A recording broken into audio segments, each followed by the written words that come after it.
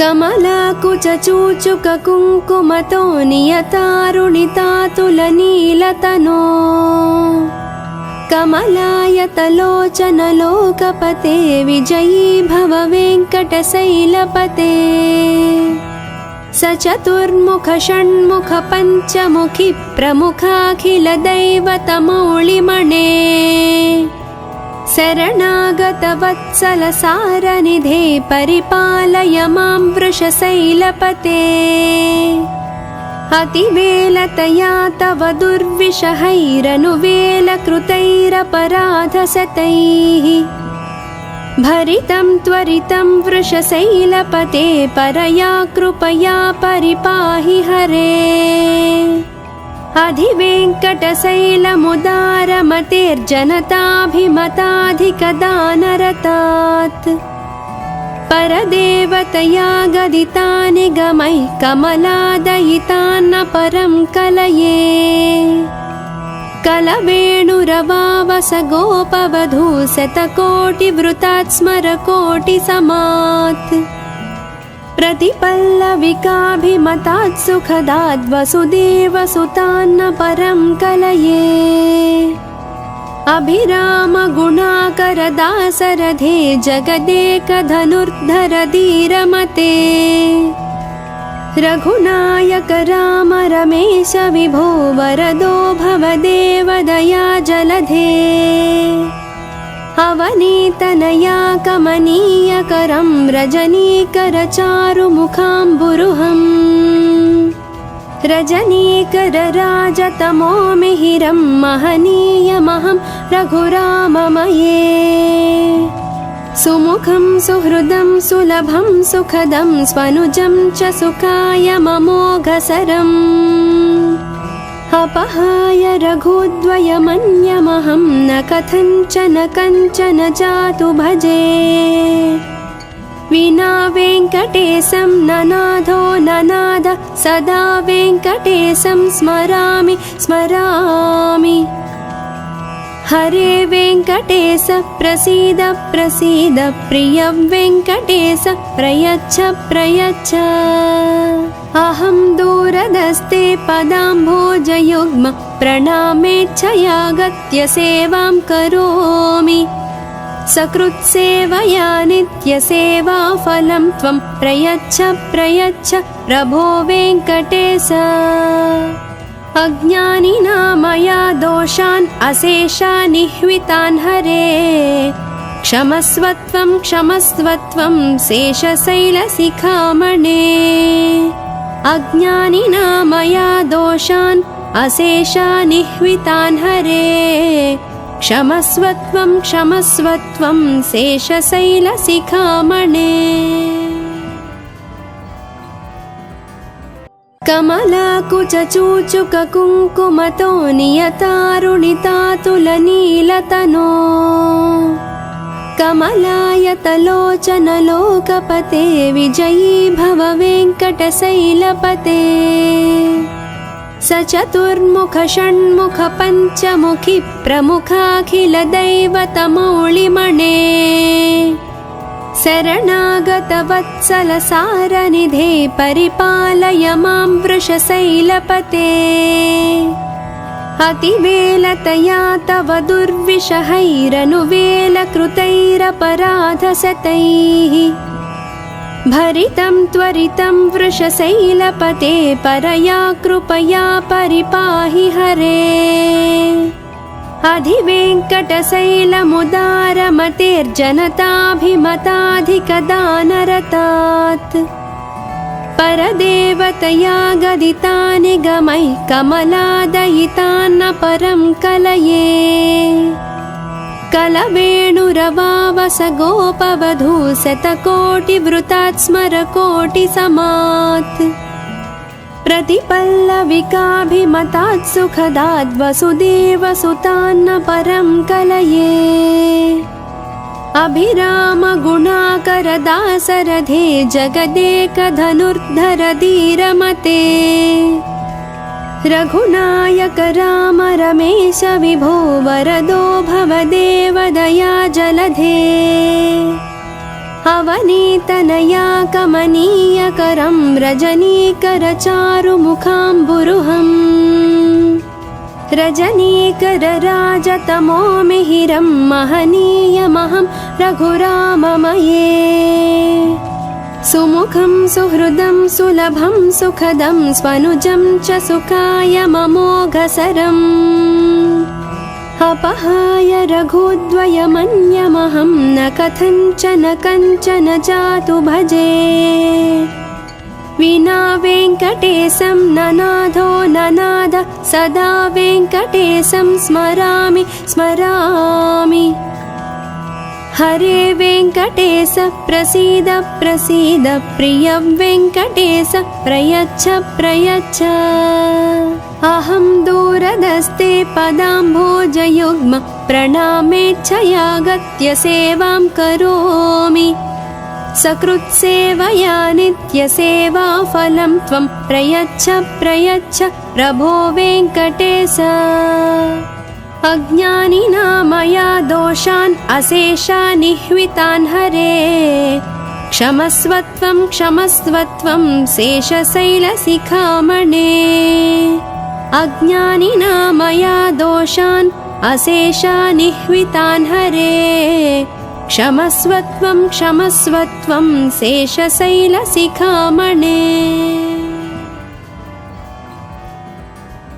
कमलाकुचूचुककुङ्कुमतो नियतारुणितातुलनीलतनो कमलायतलोचनलोकपते विजयी भव वेङ्कटशैलपते सचतुर्मुख षण्मुख पञ्चमुखि प्रमुखाखिलदैवतमौलिमणे शरणागतवत्सलसारनिधे परिपालय मां वृषशैलपते अतिवेलतया तव दुर्विषहैरनुवेलकृतैरपराधशतैः भरितं त्वरितं वृषशैलपते परया कृपया परिपाहि हरे अधिवेङ्कटशैलमुदारमतेर्जनताभिमताधिकदानरतात् परदेवतया गदितानि गमैः कमलादयितान्न परं कलये कलवेणुरवावस गोपवधू शतकोटिवृतात् स्मरकोटिसमात् प्रतिपल्लविकाभिमतात् सुखदाद् वसुदेवसुतान्न परं कलये अभिराम गुणाकर दासरथे जगदेकधनुर्धर धीरमते रघुनायक राम रमेश विभो वरदो भवदेव दया जलधे अवनीतनया कमनीयकरं रजनीकरचारुमुखाम्बुरुहम् रजनीकरराजतमो मिहिरं महनीयमहं रघुराममये सुमुखं सुहृदं सुलभं सुखदं स्वनुजं च सुखायममोघसरम् अपहाय रघुद्वयमन्यमहं न कथञ्चन कञ्चन जातु भजे विना वेङ्कटेशं ननाथो ननाद सदा वेङ्कटेशं स्मरामि स्मरामि हरे वेङ्कटेश प्रसीद प्रसीद प्रिय वेङ्कटेश प्रयच्छ प्रयच्छ अहं दूरदस्ते पदाम्भोजयुग्म प्रणामेच्छयागत्य सेवां करोमि सकृत्सेवया नित्यसेवाफलं त्वं प्रयच्छ प्रयच्छ प्रभो वेङ्कटेश अज्ञानिना मया दोषान् अशेषान् निह्वितान् हरे क्षमस्वत्वं क्षमस्वत्वं शेषशैलशिखामणे अज्ञानिना मया दोषान् अशेषान् निह्वितान् हरे क्षमस्वत्वं क्षमस्वत्वं शेषशैलशिखामणे। कमलाकुचूचुककुङ्कुमतो नियतारुणितातुलनीलतनो कमलायतलोचनलोकपते विजयी भव वेङ्कटशैलपते सचतुर्मुख षण्मुख पञ्चमुखि प्रमुखाखिलदैवतमौलिमणे शरणागतवत्सलसारनिधे परिपालय मां वृषशैलपते अतिवेलतया तव दुर्विषहैरनुवेलकृतैरपराधशतैः भरितं त्वरितं वृषशैलपते परया कृपया परिपाहि हरे अधिवेङ्कटशैलमुदारमतेर्जनताभिमताधिकदानरतात् परदेवतया गदितानि गमैः कमलादयितान्न परं कलये कलवेणुरवावस गोपवधू शतकोटिवृतात् स्मरकोटिसमात् प्रतिपल्लविकाभिमतात् सुखदाद् वसुदेवसुतान्न परं कलये अभिराम गुणाकर दासरथे जगदेकधनुर्धर धीरमते रघुनायक राम रमेश विभो वरदो भवदेव दया जलधे अवनीतनया कमनीयकरं रजनीकर चारुमुखाम्बुरुहम् रजनीकर राजतमो मिहिरं महनीयमहं रघुराममये सुमुखं सुहृदं सुलभं सुखदं स्वनुजं च सुखाय ममोघसरम् अपहाय रघुद्वयमन्यमहं न कथञ्चन कञ्चन जातु भजे विना वेङ्कटेशं ननाथो ननाद सदा वेङ्कटेशं स्मरामि स्मरामि हरे वेङ्कटेश प्रसीद प्रसीद प्रिय वेङ्कटेश प्रयच्छ प्रयच्छ अहं दूरदस्ते पदाम्भोजयुग्म प्रणामेच्छयागत्य सेवां करोमि सकृत्सेवया नित्यसेवाफलं त्वं प्रयच्छ प्रयच्छ प्रभो वेङ्कटेश अज्ञानिना मया दोषान् अशेषानिह्वितान् हरे क्षमस्वत्वं क्षमस्वत्वं शेषशैलशिखामणे अज्ञानिना मया दोषान् अशेषानिह्वितान् हरे क्षमस्वत्वं क्षमस्वत्वं शेषशैलशिखामणे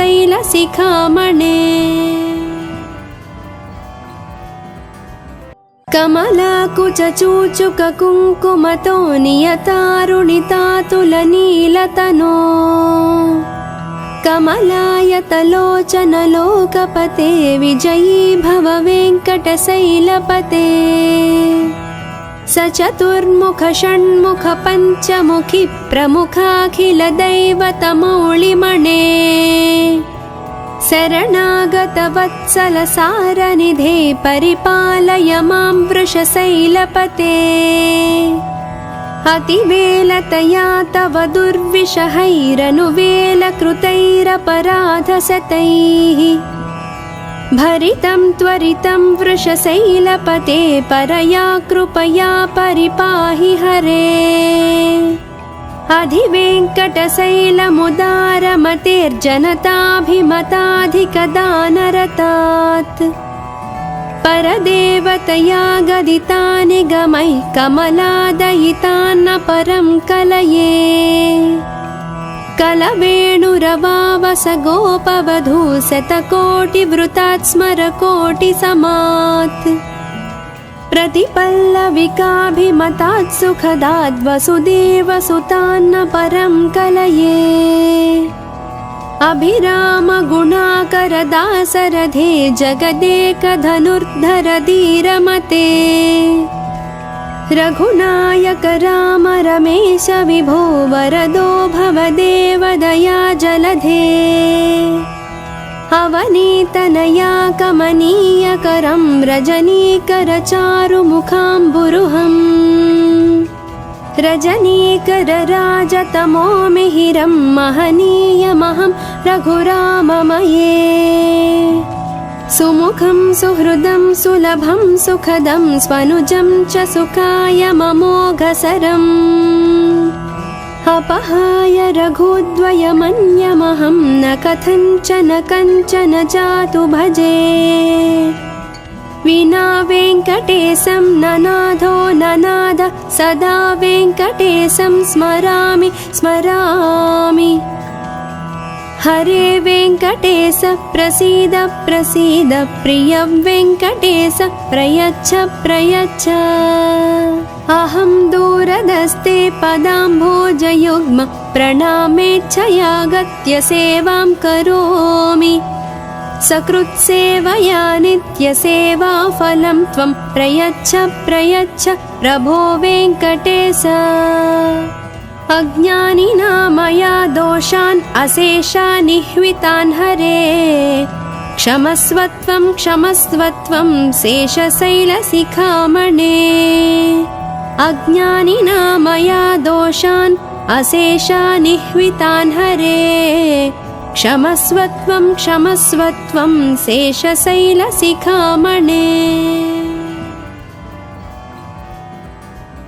कमलाकुचूचुककुङ्कुमतो नियतारुणितातुलनीलतनो कमलायतलोचनलोकपते विजयी भव वेङ्कटशैलपते सचतुर्मुख षण्मुख पञ्चमुखि प्रमुखाखिलदैवतमौलिमणे शरणागतवत्सलसारनिधे परिपालय मां वृषशैलपते अतिवेलतया तव दुर्विषहैरनुवेलकृतैरपराधशतैः भरितं त्वरितं वृषशैलपते परया कृपया परिपाहि हरे अधिवेङ्कटशैलमुदारमतेर्जनताभिमताधिकदानरतात् परदेवतया गदितानि गमैः कमलादयितान्न परं कलये कलवेणुरवावस गोपवधू शतकोटिवृतात् स्मरकोटिसमात् प्रतिपल्लविकाभिमतात् सुखदात् वसुदेवसुतान्न परं कलये अभिरामगुणाकरदासरथे जगदेकधनुर्धर धीरमते रघुनायक राम रमेश विभो वरदो भवदेव दया जलधे अवनीतनया कमनीयकरं रजनीकरचारुमुखाम्बुरुहम् रजनीकरराजतमो मिहिरं महनीयमहं रघुराममये सुमुखं सुहृदं सुलभं सुखदं स्वनुजं च सुखायममोघसरम् अपहाय रघुद्वयमन्यमहं न कथञ्चन कञ्चन जातु भजे विना वेङ्कटेशं ननाथो ननाद सदा वेङ्कटेशं स्मरामि स्मरामि हरे वेङ्कटेश प्रसीद प्रसीद प्रिय वेङ्कटेश प्रयच्छ प्रयच्छ अहं दूरदस्ते पदाम्भोजयुग्म प्रणामेच्छयागत्य सेवां करोमि सकृत्सेवया नित्यसेवाफलं त्वं प्रयच्छ प्रयच्छ प्रभो वेङ्कटेश अज्ञानिना मया दोषान् अशेषानिह्वितान् हरे क्षमस्वत्वं क्षमस्वत्वं शेषशैलशिखामणे अज्ञानिना मया दोषान् अशेषानिह्वितान् हरे क्षमस्वत्वं क्षमस्वत्वं शेषशैलशिखामणे। कमलाकुचूचुककुङ्कुमतो नियतारुणितातुलनीलतनो कमलायतलोचनलोकपते विजयी भव वेङ्कटशैलपते स चतुर्मुख षण्मुख पञ्चमुखि प्रमुखाखिलदैवतमौलिमणे शरणागतवत्सल सारनिधे परिपालय मां वृषशैलपते अतिवेलतया तव दुर्विषहैरनुवेलकृतैरपराधशतैः भरितं त्वरितं वृषशैलपते परया कृपया परिपाहि हरे अधिवेङ्कटशैलमुदारमतेर्जनताभिमताधिकदानरतात् परदेवतया गदितानि गमैः कमलादयितान्न परं कलये कलवेणुरवावस गोपवधू शतकोटिवृतात् स्मरकोटिसमात् प्रतिपल्लविकाभिमतात् सुखदात् वसुदेवसुतान्न परं कलये अभिरामगुणाकरदासरथे जगदेकधनुर्धर धीरमते रघुनायक राम रमेश विभो वरदो भवदेव दया जलधे अवनीतनया कमनीयकरं रजनीकरचारुमुखाम्बुरुहम् रजनीकरराजतमो मिहिरं महनीयमहं रघुराममये सुमुखं सुहृदं सुलभं सुखदं स्वनुजं च सुखायममोघसरम् अपहाय रघुद्वयमन्यमहं न कथञ्चन कञ्चन जातु भजे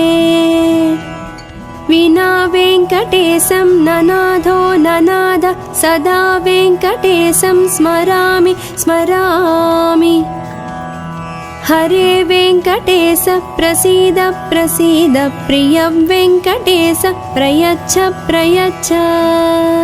अहं दूरदस्ते पदाम्भोजयुग्म प्रणामेच्छयागत्य सेवां करोमि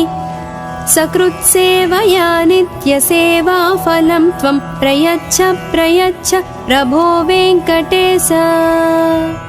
अज्ञानिना मया दोषान् अशेषान् निह्वितान् हरे क्षमस्वत्वं क्षमस्वत्वं शेषशैलशिखामणे अज्ञानिना मया दोषान् अशेषान् निह्वितान् हरे क्षमस्वत्वं क्षमस्वत्वं शेषशैलशिखामणे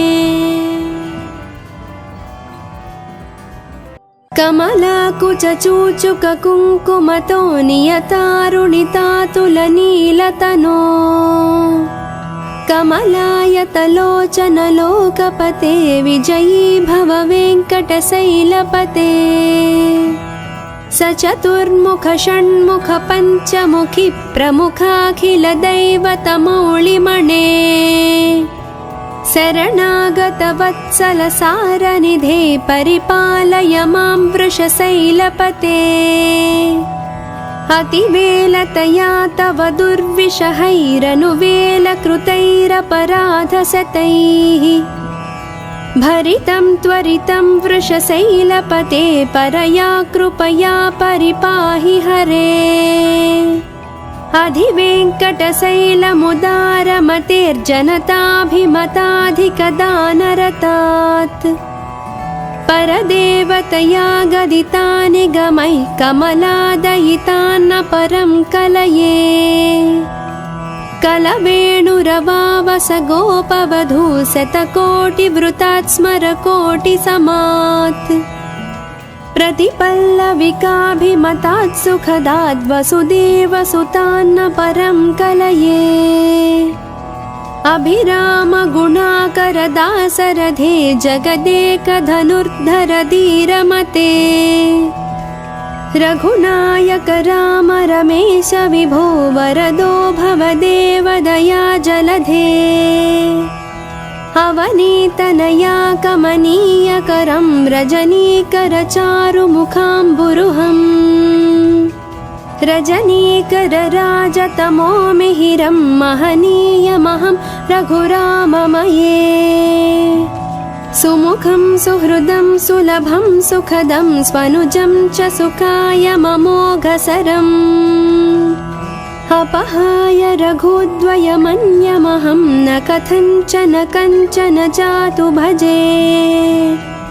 विना वेङ्कटेशं ननाथो ननाद सदा वेङ्कटेशं स्मरामि स्मरामि हरे वेङ्कटेश प्रसीद प्रसीद प्रिय वेङ्कटेश प्रयच्छ प्रयच्छ अहं दूरदस्ते पदाम्भोजयुग्म प्रणामेच्छयागत्य सेवां करोमि सकृत्सेवया नित्यसेवाफलं त्वं प्रयच्छ प्रयच्छ प्रभो वेङ्कटेश अज्ञानिना मया दोषान् अशेषानिह्वितान् हरे क्षमस्वत्वं क्षमस्वत्वं शेषशैलशिखामणे अज्ञानिना मया दोषान् अशेषानिह्वितान् हरे क्षमस्वत्वं क्षमस्वत्वं शेषशैलशिखामणे कमलाकुचूचुककुङ्कुमतो नियतारुणितातुलनीलतनो कमलायतलोचनलोकपते विजयी भव वेङ्कटशैलपते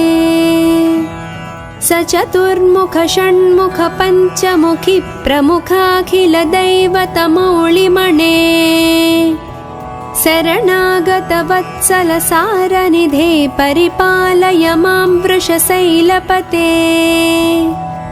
अतिवेलतया तव दुर्विषहैरनुवेलकृतैरपराधशतैः भरितं त्वरितं वृषशैलपते परया कृपया परिपाहि हरे अधिवेङ्कटशैलमुदारमतेर्जनताभिमताधिकदानरतात्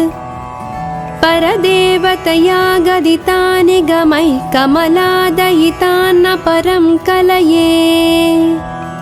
कलवेणुरवावस गोपवधू शतकोटिवृतात् स्मरकोटिसमात् प्रतिपल्लविकाभिमतात् सुखदाद् वसुदेवसुतान्न परं कलये अभिराम गुणाकर दासरथे जगदेकधनुर्धर धीरमते रघुनायक राम रमेश विभो वरदो भवदेव दया जलधे अवनीतनया कमनीयकरं रजनीकरचारुमुखाम्बुरुहम् रजनीकरराजतमो मिहिरं महनीयमहं रघुराममये सुमुखं सुहृदं सुलभं सुखदं स्वनुजं च सुखायममोघसरम् अपहाय रघुद्वयमन्यमहं न कथञ्चन कञ्चन जातु भजे विना वेङ्कटेशं ननाथो ननाद सदा वेङ्कटेशं स्मरामि स्मरामि हरे वेङ्कटेश प्रसीद प्रसीद प्रिय वेङ्कटेश प्रयच्छ प्रयच्छ अहं दूरदस्ते पदाम्भोजयुग्म प्रणामेच्छयागत्य सेवां करोमि सकृत्सेवया नित्यसेवाफलं त्वं प्रयच्छ प्रयच्छ प्रभो वेङ्कटेश अज्ञानिना मया दोषान् अशेषानिह्वितान् हरे क्षमस्वत्वं क्षमस्वत्वं शेषशैलशिखामणे अज्ञानिना मया दोषान् अशेषानिह्वितान् हरे क्षमस्वत्वं क्षमस्वत्वं शेषशैलशिखामणे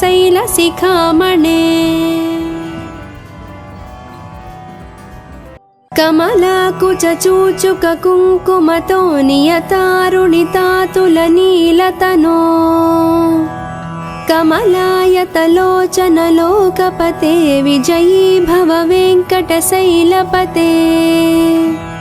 सचतुर्मुख षण्मुख पञ्चमुखि प्रमुखाखिलदैवतमौलिमणे शरणागतवत्सलसारनिधे परिपालय मां वृषशैलपते अतिवेलतया तव दुर्विषहैरनुवेलकृतैरपराधशतैः भरितं त्वरितं वृषशैलपते परया कृपया परिपाहि हरे अधिवेङ्कटशैलमुदारमतेर्जनताभिमताधिकदानरतात्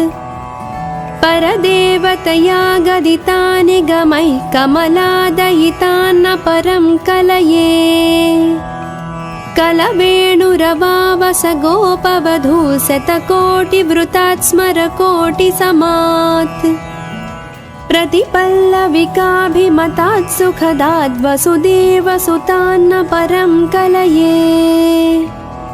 अभिरामगुणाकरदासरथे जगदेकधनुर्धर धीरमते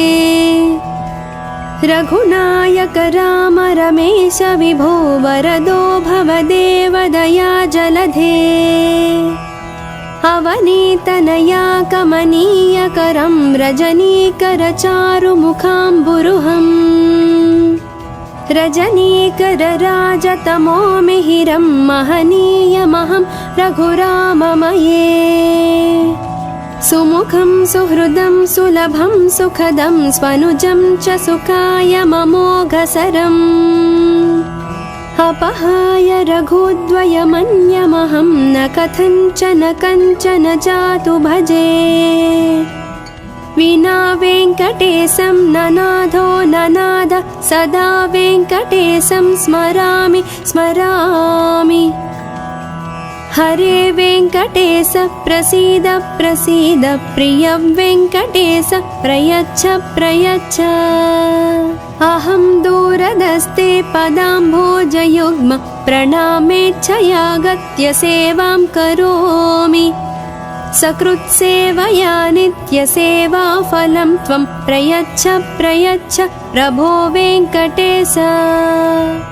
अज्ञानिना मया दोषान् अशेषानिह्वितान् हरे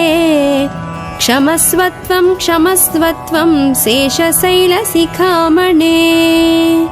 अज्ञानिना मया दोषान् अशेषानिह्वितान् हरे क्षमस्वत्वं क्षमस्वत्वं शेषशैलशिखामणे कमलाकुचूचुककुङ्कुमतो नियतारुणितातुलनीलतनो कमलायतलोचनलोकपते विजयी भव वेङ्कटशैलपते सचतुर्मुख षण्मुख पञ्चमुखि प्रमुखाखिलदैवतमौलिमणे शरणागतवत्सलसारनिधे परिपालय मां वृषशैलपते अतिवेलतया तव दुर्विषहैरनुवेलकृतैरपराधशतैः भरितं त्वरितं वृषशैलपते परया कृपया परिपाहि हरे अधिवेङ्कटशैलमुदारमतेर्जनताभिमताधिकदानरतात् परदेवतया गदितानि गमैः कमलादयितान्न परं कलये कलवेणुरवावस गोपवधू शतकोटिवृतात् स्मरकोटिसमात् प्रतिपल्लविकाभिमतात् सुखदात् वसुदेवसुतान्न परं कलये अभिरामगुणाकरदासरथे जगदेकधनुर्धर धीरमते रघुनायक राम रमेश विभो वरदो भवदेव दया जलधे अवनीतनया कमनीयकरं रजनीकरचारुमुखाम्बुरुहम् रजनीकरराजतमो मिहिरं महनीयमहं रघुराममये सुमुखं सुहृदं सुलभं सुखदं स्वनुजं च सुखायममोघसरम् अपहाय रघुद्वयमन्यमहं न कथञ्चन कञ्चन जातु भजे विना वेङ्कटेशं ननाथो ननाद सदा वेङ्कटेशं स्मरामि स्मरामि हरे वेङ्कटेश प्रसीद प्रसीद प्रिय वेङ्कटेश प्रयच्छ प्रयच्छ अहं दूरदस्ते पदाम्भोजयुग्म प्रणामेच्छयागत्य सेवां करोमि सकृत्सेवया नित्यसेवाफलं त्वं प्रयच्छ प्रयच्छ प्रभो वेङ्कटेश अज्ञानिना मया दोषान् अशेषान् निह्वितान् हरे क्षमस्वत्वं क्षमस्वत्वं शेषशैलशिखामणे अज्ञानिना मया दोषान् अशेषान् निह्वितान् हरे क्षमस्वत्वं क्षमस्वत्वं शेषशैलशिखामणे।